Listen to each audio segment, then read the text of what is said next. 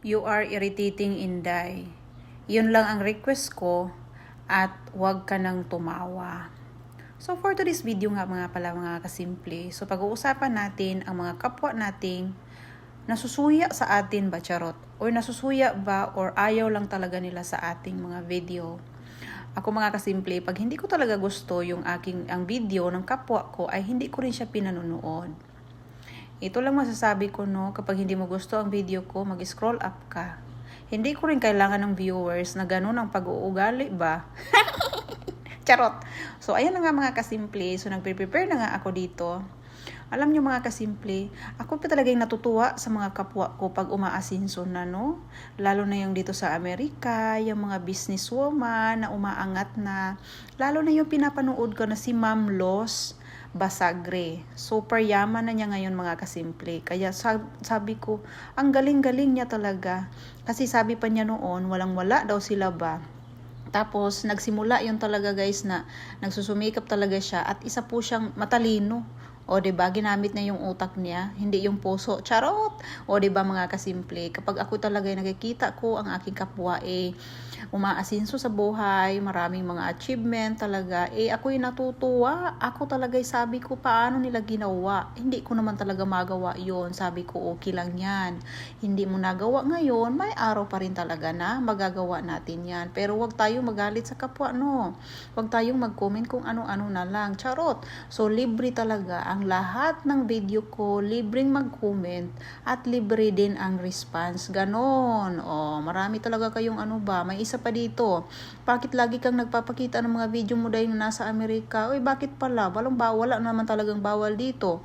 Page ko to, kahit anong i-post ko. O, diba? Mga bulaklak ko, pinupost ko kasi masaya ako. O, diba?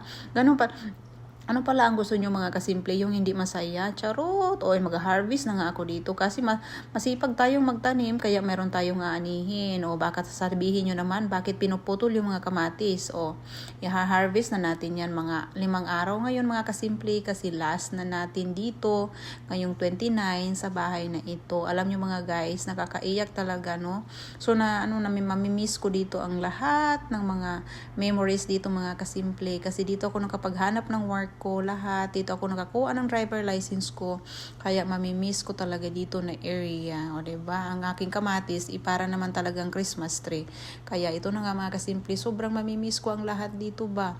Charot. Kaya hindi naman talaga kagandahan yung garden ko. Pero pag nakikita ako ang mga dahon-dahon na green sa aking backyard, ako na may natutuwa. Oh, 'di ba? So ayan na nga, yung unang-una pa yung mga basura ko diyan sa likod, charot, hugasan ko 'yan bago ko yan i-turn over sa bagong may-ari.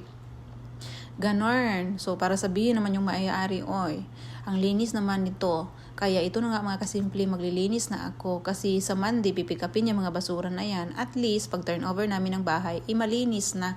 Kaya ito na, maglilinis muna tayo. Kasi mamayang hapon, mayroon tayong appointment kay Mima.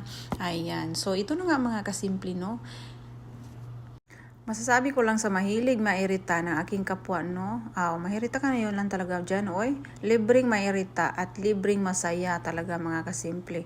Wala pong binabawal sa atin. Kung gusto mong maging masaya, kung piliin mong maging mairita sa kapwa mo, ay nasa sa iyo din yan. So, ako, pipiliin ko din maging masaya kahit hindi naman talaga lahat tayo, minsan may problema tayo. Pipiliin ko din maging masaya mga kasimple kaysa magmukmuk ng problema. O, diba? Yan lang ang masasabi ko sa lahat. Kung may mga followers man ako dito na mga full support talaga sa akin, maraming salamat sa inyo. And hanggang sa muli mga kasimple, thank you sa lagi niyong pagsusupport sa aking mga videos. And God bless all. Next time ulit guys, magkita-kita tayo ba? Ayan, maguguna muna tayo dito mga kasimple. Hindi lang tayo lahat puro video na ang nasa ating isip ba? Charot. Ayan, kailangan natin maglilinis. Ayan, thank you guys. Bye-bye. See you next video. Bye-bye.